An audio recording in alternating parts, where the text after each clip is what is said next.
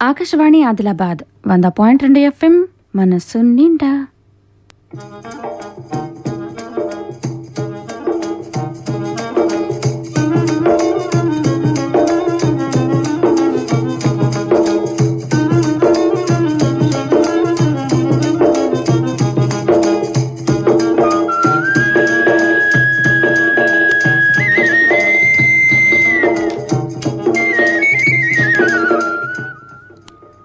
కిసాన్ వాణి కేంద్ర వ్యవసాయ రైతు సంక్షేమ మంత్రిత్వ శాఖ వారి ప్రాయోజిత కార్యక్రమం.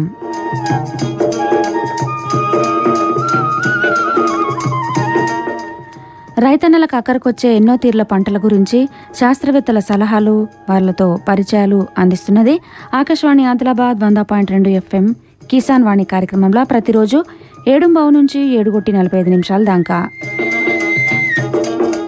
కిసాన్ వాణి కార్యక్రమంలో 2 ముచ్చట్లను అందిస్తున్నాం ఇయాల్టి కార్యక్రమంలో. ముందుగా ప్రతి సోమ, గురు, శనివారాలలో అందించే రైతు అంతరంగం శీర్షికన వ్యవసాయంలో ట్రాక్టర్ ప్రాధాన్యత ఈ అంశం గురించి బోత్ మండలం సోనాల గ్రామానికి చెందిన మునేశ్వర్ సోమునతో యు దినేష్ పెట్టిన ముచ్చట ఉంటది. हर जोखिम से निकल कर फसल आए, सुरक्षित हो जाए, फसल बीमा से हर किसान अब आत्मनिर्भर हो जाए। संकट के समय प्रधानमंत्री फसल बीमा योजना किसानों के लिए वरदान है। अब सूखा पड़े या बाढ़ आ जाए कोई डर नहीं, अब ओले पड़े या कीट पतंगे फसल खा जाए कोई फिक्र नहीं, क्योंकि हमने लिया है प्रधानमंत्री फसल बीमा। बुआई से फसल कटाई तक हर जोखिम का दावा, न्यूनतम प्रीमियम पर अधिकतम भुगतान का वादा। योजना से हर साल जुड़ रहे हैं 5 करोड़ से ज्यादा किसान। अब आपकी है बारी। नजदीकी कृषि कार्यालय, सहकारी समिति, बैंक शाखा, अधिकृत बीमा कंपनी या जन सेवा केंद्र में स्वेच्छा से करा सकते हैं पंजीकरण। फसल बीमा पोर्टल या फसल बीमा ऐप द्वारा भी कराया जा सकता है पंजीकरण। प्रधानमंत्री फसल बीमा योजना आपकी फसलों का संपूर्ण सुरक्षा कवच। कृषि एवं किसान कल्याण मंत्रालय, भारत सरकार। ఇది ఆకాశవాణి ఆదిలాబాద్ 100.2 FM నుంచి ప్రసారమవుతున్న కిసాన్ వాణి కార్యక్రమం. ఇవాళ రేపు మస్తు మంది పాత వ్యవసాయ పద్ధతులు దాదాపుగా పక్కకు పెట్టేసి కొత్త వ్యవసాయ విధానాన్ని అనుసరిస్తున్నారు. వాటిలో ముఖ్యంగా ట్రాక్టర్తో చేసే పనులు. ట్రాక్టర్ ఎక్కువ పని చేస్తున్నందువల్ల దాని ప్రాముఖ్యత కూడా మస్తు పెరిగింది. ఈ విషయాల గురించి ఇవాళ రైతు అంతరంగం ఈ శీర్షికన బోత్ మండలం సోనాల గ్రామానికి మునేశ్వర్ సోమన్నతో యు దినేష్ పెట్టిన ముచ్చటలో తెలుసుకుందాం. మునేశ్వర్ సోమన్న, నీకు నమస్తే. నమస్తే అండి. మీరు ట్రాక్టర్ ఎప్పుడు కొన్నారు? అసలు కొనాలనే ఆలోచన ఎందుకు వచ్చింది? ట్రాక్టర్ నేను కొని 4 సంవత్సరాలు అవుతుంది. 5 years బ్యాక్ అంటే వ్యవసాయం మొదలుపెట్టిన. ఎడ్లతోని పని చేయాలంటే కష్టమవుతున్నది. మళ్ళీ ఇప్పుడు ఆధునికత పెరిగింది కాబట్టి ట్రాక్టర్తో పనులు ఎక్కువ, అతి తక్కువ సమయంలో ఎక్కువ పని చేయగలుగుతామని. ప్రస్తుతం కొన్ని ట్రాక్టర్లు ఉండడం వల్ల సమయానికి నాకు ట్రాక్టర్ దొరకలేదు. ఆ సంవత్సరం పని వెనుకబడ్డది. నేను అనుకున్నా, నేను నా బంధువులు, నా దగ్గర వాళ్ళకు అందుబాటులో ఉండాలనే ఉద్దేశంతో ట్రాక్టర్ నేనే తీసుకురావడం జరిగింది. డ్రైవర్ను పెట్టి అతను రాని సమయంలో నేను కూడా డ్రైవ్ చేయడం జరుగుతుంది. ఈ మొదట్లో ట్రాక్టర్ కోసం ఎంత పెట్టుబడిగా పెట్టిండ్రు? ఒక 2 లక్షలు డౌన్ పేమెంట్ కట్టి, తర్వాత ఇంకో 2 లక్షలతో ఇంప్లిమెంట్స్ తీసుకొని, అంటే పెట్టుబడిగా ఒక 4 లక్షలు పెట్టాను. మిగతాది బ్యాంక్లో లోన్ తీసుకున్నాను. మొత్తం ట్రాక్టర్కు నాగన్లు, రొటవేటరు అన్నీ కలిపితే ఎంత ఖర్చు అయింది? డౌన్ పేమెంట్ కట్టింది 2 లక్షలు, రొటవేటరు 1 లక్ష రూపాయలు, మల్టీ ఫ్లవ్ 75,000, అట్లా ఫ్లవ్ 40,000, కల్టివేటర్ 40,000, ట్రాలీ 1,90,000, దాదాపు 2.5-3 లక్షల వరకు వాటికి వెళ్తాయి. అయితే అన్ని ఇంప్లిమెంట్స్ అంటే చాలా వరకు ఉంటాయి. ప్రస్తుతం నా దగ్గర మాత్రం ఇంతవరకే ఉన్నాయి. అంటే ఈ ట్రాక్టర్కు ఏ కాలంలో పనులు ఎక్కువ ఉంటాయి? మన ఏరియాకైతే వర్షాకాలంలో, అంటే నల్ల రేగడి భూములు కాబట్టి మనం ఏం పని చేయలేకపోతాం. Road to road trolley work ఏదైనా ఉంటే చేయగలుగుతాము. అదే వేరే సైడ్ అంటే అటు మన నిర్మల్ సైడ్ లేదా మన ఇటు కుప్టి కుమార్ సైడ్ అటు వెళ్తే వర్షాలు పడ్డ తర్వాత వాళ్ళ ట్రాక్టర్లకు పనులు ఎక్కువ ఉంటాయి చేన్లలో. అంటే వర్షం పడ్డ తర్వాతనే దున్నగలుగుతారు వాళ్ళు, భూమి గట్టి ఉంటుంది. మన సైడ్ వర్షాకాలంలో ఉండదు. అంటే ఒక 6 నెలలు, వాళ్ళైనా 6 నెలలు, మనమైనా 6 నెలలు ట్రాక్టర్కు మంచి పని ఉంటుంది. ఇప్పుడు ఎండాకాలంలో ఏమేమి పనులు ఉన్నాయి ట్రాక్టర్కు? ఎక్కువ శాతం దుక్కీలే ఉంటాయి ఇప్పుడు, ఎందుకంటే చేనులో ఉన్న పంటలన్నీ అయిపోతాయి కాబట్టి దుక్కీలు ఉంటాయి. 2 నాగన్లు, 3 నాగన్లు, మల్టీఫ్లవ్, కల్టివేటర్ అని దాదాపు దుక్కీలే ఉంటాయి. ట్రాలీ వర్క్ అనేది చాలా తక్కువ ఉంటుంది ఇప్పుడు. ఈ వర్షాలు పడితే కొంచెం ఈ గుట్ట ప్రాంతాలు కానీ, రేగడ భూములు కానీ ఈ వర్షాలు పడ్డ తర్వాత మొదలవుతాయి. దాదాపు దుక్కులన్నీ ప్రస్తుతానికి అయిపోయినాయి. ఏం రేట్ నడుస్తుంది దుక్కులు దున్నదానికి ఎకరానికి? ఎకరానికి ఈ సొనాల్లో అయితే 800 రూపాయలు తీసుకుంటున్నాం దుక్కికి. రొట్టువెట్టర్కి అయితే 1200. అంటే 800 అంటే పెద్ద నాగన్లా చిన్న నాగన్లా? ఏ నాగలైనా 800 తీసుకుంటున్నాం. కల్టివేటర్కి అయితే 900. మిగతా నాగన్లన్నీ 800. గంటలో ఒక ఎకరం కొట్టేస్తుందా? కల్టివేటర్తో అయితే ఒక గంటలో ఒక ఎకరం కొట్టచ్చు. 50 నిమిషాలలో కూడా కల్టివేటర్ కొడుతుంది. ఫ్లవ్ కానీ మల్టీఫ్లవ్ కానీ దున్నాలంటే ఒక ఎకరానికి సర్వసాధారణంగా 2 గంటలు పడుతుంది. హార్డ్ దుక్కేస్తే 2.5 గంటలు కూడా పట్టొచ్చు. కొన్ని భూములలో రాళ్ళు ఉంటాయి, కొరన్లు ఉంటాయి, మరి వాటిని తప్పిస్తూ ఎట్లా దున్నాల్సి వస్తుంది? మరి మీరు లాస్ అవుతారు కదా, అంత పని ఉండదు కదా అప్పుడు? లాస్ అంటూ ఏం లేదు. అంటే అప్పుడు ఈ 2 గంటలలోనే ఎకరం దున్నాలనే రూల్ ఉండదు కదా. అప్పుడు చేను అతనికి టైం ఎక్కువ అవుతుంది. వాటిని తప్పిస్తూ ట్రాక్టర్ అప్పుడు స్లోగా వెళ్తుంది కాబట్టి చేను అతనికి లాస్ పాపం. ఎందుకు మీది ఎకరం హిసాబు ఉంటుంది కదా? మేము ఎకరా హిసాబ్తోనే అంటే గుత్తా తీసుకొని కొట్టాం. గుత్తా తీసుకుంటే మేము లాస్ అవుతాం. టైంతో అంటే చేను అతను లాస్ అవుతాడు. దాదాపు గంటల హిసాబే అన్ని ఏ రకంగా ఉన్నా కూడా. కొందరు ఏమంటే ఎక్కువ భూమి ఉండడం వల్ల వాళ్ళు ఏం చేస్తారంటే తక్కువ డబ్బులు ఇచ్చి గుత్తాగా తీసుకోమని చెప్తారు. పెద్ద నాగన్లు ఎటువంటి భూములు వేస్తారు, చిన్న నాగన్లు ఎటువంటి భూములు వేస్తారు? చిన్న నాగన్లు పెద్ద నాగన్లు ఈ భూమిలో వేయాలని రూల్ ఏం లేదు. దాదాపు ఇప్పుడు శనగ పంట వేసిండ్రు, భూమి అంటే ఎక్కువ గడ్డి ఏముండదు కాబట్టి వాళ్ళు ఏం చేస్తారు, పైన కల్టివేటర్ కొట్టేసుకుంటే తక్కువ సమయంలో అయిపోతుంది అనుకుంటారు. ఎక్కువ గడ్డి అయ్యే భూములు ఉంటే పెద్ద నాగన్లు వేస్తారు. ఎందుకంటే అడుగు నుంచి అది అంటే కింది మీద విత్తనాలు అన్నీ అడుగుకి వెళ్ళిపోతాయి అనే ఉద్దేశంతో. ఇక జౌకు పట్టే భూములు అయితే పెద్ద నాగన్లు వేయరు. ఎంత ఎక్కువ భూమి దిగితే అంత జౌకు అంటే నీళ్లు పట్టుకునే అవకాశం ఉంటుంది. వాటిలో కల్టివేటర్ వేస్తారు. బరకం భూములలో పెద్ద నాగన్లు వేస్తే నష్టపోడా రైతు? మురమంతా బయటకు వస్తుంది. నష్టపోతాడు. వాళ్ళు దాదాపు కల్టివేటర్ వేస్తారు. ఎప్పుడైతే అతను ఒక 2 years 3 yearsకి ఒకసారి అంటే భూమి అనేది సారం కిందిది ఉన్నది పైకి రావాలనే ఉద్దేశంతో ఒక 3-4 yearsకి ఒకసారి పెద్ద నాగన్లు వేస్తాడు అతను. అంటే రాళ్ళ భూములలో కానీ బరకం భూములలో కానీ పెద్ద నాగలు వేయడం కరెక్ట్ కాదంటారు? మరి భూమిని బట్టి రాళ్ళు ఉన్నా పర్వాలేదు, కాకపోతే అది గడ్డి భూమి అయితే పెద్ద నాగన్లు వేసుకోవాలా. ఒకవేళ జౌకు పట్టే భూమి అయితే పెద్ద నాగన్లు వేసుకోకూడదు. ఈ దుక్కులు పూర్తయిన తర్వాత ట్రాక్టర్కి ఏం పని ఉంటుంది? రోటవేటర్ ఎప్పుడు కొడతారు? దుక్కి దున్నిన ఎన్ని రోజులు కొట్టాల్సి వస్తుంది? అంటే ఇన్ని రోజులన్నీ ఏం లేదు, కాకపోతే ఒక 15-20 రోజుల గ్యాప్ వస్తే ఎక్కువ పొడి కావడానికి అవకాశం ఉంటుంది. అంటే పెళ్ళ కరగాల. ఇప్పుడు దున్నిన వెంటనే రోటివేటర్ కొడదామంటే పెళ్ళ కరగదు కాబట్టి అంటే దుబ్బ అనేది ఎక్కువ రాదు, అంటే మంచిగా జరగదు అన్నట్ల. అంటే పిల్లలు ఉంటుంది. అంటే పగలు రాత్రి ఆగకుండా ట్రాక్టర్ నడుస్తుందా? అవునవును, రాత్రి పగలు 2 కూడా నడుస్తాయి ఇప్పుడు. మరి రిలీవర్ ఉండరా డ్రైవర్కు? ఉంటారు కదా, 2 ఉంటారు. రాత్రికి ఒకరు, పగలకి ఒకరు.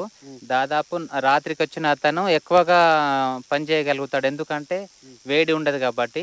పగలకి వచ్చిన డ్రైవరు తిన్న తర్వాత ఒక గంటన్నర రెస్ట్ తీసుకుంటాడు, ఎందుకంటే ఇంజన్ కూడా గరం అవుతుంది. డ్రైవర్కి ఏమైనా భత్తా ఇవ్వాల్సి వస్తుందా? ఇక డ్రైవర్కు జీతము భత్త అవన్నీ ఇస్తాం. ఈ రైతులు దున్నించుకున్న తర్వాత ఎన్ని రోజుల తర్వాత డబ్బులు ఇస్తారు? వీళ్ళు ఒక రకంగా లేరు. కొందరు నెట్ వెంటనే ఇస్తారు, కొందరు డీజిల్ కోసం ఇస్తారు, కొందరు అయితే సీజన్ అంటే మొదటి పంట సోయాబీన్ వచ్చిన తర్వాత ఇస్తామని చెప్పేసి అప్పుడు ఇస్తారు. కొందరు ఖచ్చితంగా ఆగాల్సి వస్తుంది, ఎందుకంటే రైతులతోనే మా పని ఉంటుంది కాబట్టి మేము వాళ్ళను ఖచ్చితంగా ఆదుకోవాల్సి వస్తుంది. ఇప్పుడు మేము వాళ్ళని ఆదుకుంటాం కాబట్టి పంట అమ్మిన వెంటనే వాళ్ళు కూడా వాళ్ళ నిజాయితీని డబ్బులు తీసుకొచ్చి ఇచ్చేస్తారు. ఇప్పుడు పంట వేసేటప్పుడు ట్రాక్టర్తో పని ఉంటుందా? ఇట్లా గీతలు కొట్టడం కానీ డౌర్లు కొట్టడం కానీ అట్లా ఏమైనా ఉంటుంది? ఇప్పుడు గత సంవత్సరం నుంచి పత్తికి కూడా మేము ట్రాక్టర్తోనే గీతలు కొడుతున్నాం కొన్ని భూములలో. ఇక సోయా అయితే ట్రాక్టర్తోనే, సోయా కానీ శనగ కానీ దాదాపు అన్ని పనులు ట్రాక్టర్తోనే చేస్తున్నాం.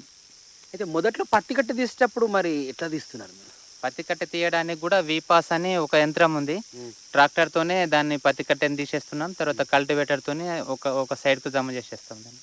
అంటే ఈ రోజులలో ట్రాక్టర్ అనేటువంటి తప్పనిసరి అంటారా వ్యవసాయదారుడికి? ఇక దాదాపు అందరూ ఎడ్లను అమ్మేస్తున్నారు, దాన్ని పోషించడం అవుతలేదు కాబట్టి ట్రాక్టర్ అనేది కంపల్సరీ అవుతున్నది, ఎందుకంటే అది తక్కువ సమయంలో ఎక్కువ పని చేయగలుగుతున్నది. ఒకటేసారి మీకు 2-3 ఆర్డర్లు వస్తాయి దున్నగలిగి, నేను ఇవాళ ఇన్ని గంటలకు వస్తా, మధ్యాహ్నం వస్తా, లేకపోతే సాయంత్రం వచ్చి దున్నుతా, లేకపోతే రాత్రి వచ్చి దున్నుతా అని చెప్తారు ఒక రైతుకు. అనుకోకుండా ఒక్కొక్కసారి ఒక్క చేనులోనే ఎక్కువ పని ఉండడం వల్లనో, లేకపోతే అక్కడ పని ఉడకపోవడం వల్లనో మీరు అక్కనే ఒక చేనులో టైం ఎక్కువ కేటాయించినప్పుడు మరి వేరే రైతులు ఫోన్ చేసే అవకాశం ఉంటుంది, వాళ్ళకి మీరు ఎట్లా చెప్తారు? దాదాపు అట్లాంటి సందర్భాలు చాలానే వస్తుంటాయి. సాధ్యమైనంత వరకు మా ప్రాబ్లమ్స్ వాళ్ళకి చెప్పుతాం. అయినా ఎదుటి వ్యక్తి అర్థం చేసుకుంటే బాగుంటుంది. లేకుంటే ఆల్టర్నేట్గా అంటే మాకు సంబంధించి వేరే ట్రాక్టర్ వాళ్ళు కూడా ఉంటారు కాబట్టి ఫోన్ చేసి వాళ్ళని పంపిస్తాం. ఎందుకంటే సరైన సమయంలో అతని పనిని మనం ఒడ్డుకెక్కిస్తేనే కదా సరైన సమయంలో డబ్బులు ఇవ్వగలుగుతాడు. నాగళ్ళు ఇరిగిపోయినాయి అనుకో, అప్పటికప్పుడు ఏం చేస్తారు మీరు? ఇక దానికి వేరే సొల్యూషన్ అంటూ ఏం లేదు. ఇక వేరే కొనుక్కోరావడము, వాటిని రిపేర్ చేయించడము, లేదంటే ఇప్పుడు 2 నాగన్లకు బదులు 3 నాగన్లు తీసుకెళ్ళి దున్నడము. వాటికి వీటికి కొంచెం దగ్గర సంబంధం ఉంటుంది. 2 నాగన్లకు 3 నాగన్లకు ఒకదానికి రిపేర్ వస్తే ఒకటి ఆ రైతుకు చెప్పి సంజాయించి ఆ రెండో దాంతో పని వెళ్ళదిస్తాం. బండి పంక్చర్ అయినప్పుడు ఎట్లా చేస్తారు మరి దున్నంగా? పంక్చర్ అయినప్పుడు అంటే ఇప్పుడు ఏమంటే మేము వెనుక పెద్ద టైర్లలో వాటర్ ఉంటాయి. ఇక చిన్న టైరు పంక్చర్ అయితే ఒక సైడ్ పంక్చర్ అయినా ఇంటి వరకు వస్తుంది. అంటే ఒక సైడ్ పిన్ పెడితే టైర్ లేచి ఉంటుంది కాబట్టి ఇంటికి వచ్చేస్తుంది. ఇక పెద్ద టైర్కు పంక్చర్ అయితే వాటర్ ఉంటాయి, అది కూడా వెంటనే దిగిపోదు. ఈ పంక్చర్ షాప్ వరకు వచ్చేంత వరకు కూడా అది ఇబ్బంది లేదు. ట్రాలీకి కంపల్సరీ మనం టైర్ అక్కడనే ఇప్పి తీసుకురావాల్సి వస్తుంది. స్టెప్నీలు అంటూ ఉండవు. బండి లోన్ మీద తీసుకున్నామన్నారు, నెల నెల ఎంత కడుతున్నారు? నెల నెల కట్టడం అనేది ట్రాక్టర్ ఫీల్డ్లో కష్టం అవుతుంది కాబట్టి 6 మంత్కి ఒకసారి అంటే 6 నెలలకు ఒకసారి నేను 1,10,000 కడతాను. డీజిల్ ఒకసారి ట్యాంక్ ఫుల్ చేపిస్తారా లేకపోతే అవసరం ఉన్నంతే పోసుకుంటారా? నేనైతే ఎప్పుడు ట్యాంక్ ఫుల్లే చేస్తాను. దాంట్లో ఎంత ఉన్నా ట్యాంక్ ఫుల్లే చేస్తా. ఇప్పుడైతే రోజుకి ఒకసారి ట్యాంక్ ఫుల్ చేయించాలి. అంటే దుమ్ము బాగా వస్తుంది డ్రైవింగ్ చేసేటప్పుడు, ఆ దుమ్ము నుంచి ఎట్లా బయటపడతాడు? మన మాస్క్ కట్టుకోవడం కానీ అట్లా ఏమైనా చేస్తారా? ఆ టవల్స్ కట్టుకుంటారు. ఇప్పుడైతే మాస్క్ తప్పనిసరి అయిపోయింది. తర్వాత ఏమంటే నైట్కు కొంచెం బెల్లం లాంటిది తింటారు, దాంతో ఇది గొంతు అంతా సాఫ్ అవుతుందని చెప్పేసి. ఎవరైనా మీలాగే ట్రాక్టర్ కొని నేను కూడా ట్రాక్టర్ ఫీల్డ్లో దిగుతానంటే వాళ్ళు మొదట్లో ఎట్లా చార్జ్ చేస్తే మంచిగా ఉంటుంది? సెకండ్ హ్యాండ్ ట్రాక్టర్ కొంటే బాగుంటుందా, కొత్త ట్రాక్టర్ కొంటే బాగుంటుందా? చాలామంది సెకండ్ హ్యాండ్ ట్రాక్టర్ తక్కువలో వస్తుంది తీసుకొని పనులు చేసుకోవాలని అనుకుంటారు. కాకపోతే నాకు తెలిసి ఏమంటే అదే తక్కువ అమౌంట్లో మనం కొత్త బండిని తీసుకొని మనకు ఎక్కువ అమౌంట్ అనిపిస్తుంది, కానీ రిపేర్లు అనేటివి చాలా తక్కువ ఉంటాయి. అంటే ఇప్పుడు మనం తక్కువ అమౌంట్ ఉన్నదని చెప్పి సెకండ్ హ్యాండ్ కొని అది మనం తీసుకొచ్చిన తర్వాత పెద్ద ఇంజన్ పని ఏదో పెట్టేస్తే మనం తట్టుకోలేకపోతాం. అదే తక్కువ అమౌంట్ను ఫైనాన్స్కి వెళ్ళి కొత్త బండిని తీసుకుంటే మన దురదృష్టం ఉంటే ఏదైనా పని పెడుతుంది. కాకపోతే కొత్తది తీసుకోవడమే మంచిదని నేను అనుకుంటున్నా. ఓకే, థ్యాంక్ యూ అండి. రైతు అంతరంగం ఈ శీర్షికన వ్యవసాయంలో ట్రాక్టర్ ప్రాధాన్యత బోత్ మండలం సోనాల గ్రామానికి చెందిన మునేశ్వర్ సోమన్నతో దినేష్ పెట్టిన ముచ్చట అదే. अरे अरे अरे क्या कर रहा है? इधर इधर इधर हम बोल रहे हैं तेरे बीजू का उतला बोल रहा है? पक्षियों से तो हम खेत को बचा लेते हैं, पर इन घातक रसायनों से कैसे बचाएं? मतलब? देख बेटा, तू जो ये अंधाधुंध रसायन मिलाता है ना, मिट्टी की सेहत बिगड़ने लगी है, और जब माटी ही कमजोर पड़ जाएगी तो उपज कैसे सेहतमंद होगी? अरे पहले ऐसा नहीं था, पूछना अपने बड़े बुजुर्गों से, कैसे फसल लहलहाती थी, शुद्धता झलकती थी। हाँ, माटी भी तंदुरुस्त और लोग भी। अरे अब पहली वाली बात कहाँ? पर अब तो सब यही डाले हैं। सब नहीं, आज भी लाखों जागरूक किसान परंपरागत विधि से फसल उगा रहे हैं, खर्चा कम और उपज की कीमत भी बेहतर पा रहे हैं। सच है? रे बेटे, एक्सपीरियंस से बता रहे हैं, धूप में बाल सफेद नहीं किए हैं। हाँ। ठीक है भाई, मैं भी आज से जैविक खेती शुरू करूंगा। माटी से प्रेम की परंपरा है परंपरागत खेती। कोरोना वायरस के खतरे से बचते हुए फसल की कटाई, बिक्री, खरीद, नई फसल की जुताई और बुआई सुरक्षित हो सकती है अगर हम लगातार हाथों को साबुन और साफ पानी से नियमित अंतराल पर धोते रहें। नाक, मुंह को मास्क, गमछे या कपड़े से ढक कर रखें। आंख, कान, नाक, मुंह न छुएं। आपस में 2 गज की दूरी बनाए रखें। मास्क और 2 गज की दूरी के मंत्र को अभी हमें छोड़ना नहीं है। फसलों की बुवाई एवं कटाई करते समय आपस में कम से कम 2 गज की दूरी बनाए रखें। फसल की कटाई करने के बाद छोटे छोटे ढेरों में इकट्ठा करें। कृषि के औजारों की समय समय पर सफाई करें। एक दूसरे के साथ औजारों की अदला बदली न करें। श्रमिकों के शौचालयों और हाथ धोने की जगह की ठीक से सफाई जरूरी है। बुआई, कटाई एवं मड़ाई के दौरान इस बात का ध्यान रखें कि इन स्थानों के आसपास कोई थूके नहीं।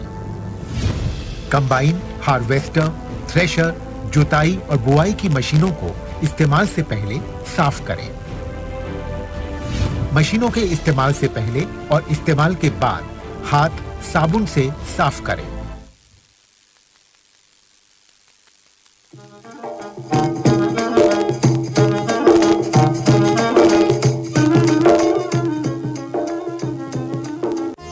ఆకాశవాణి ఆదిలాబాద్ 100.2 FM మనస్సు నిండా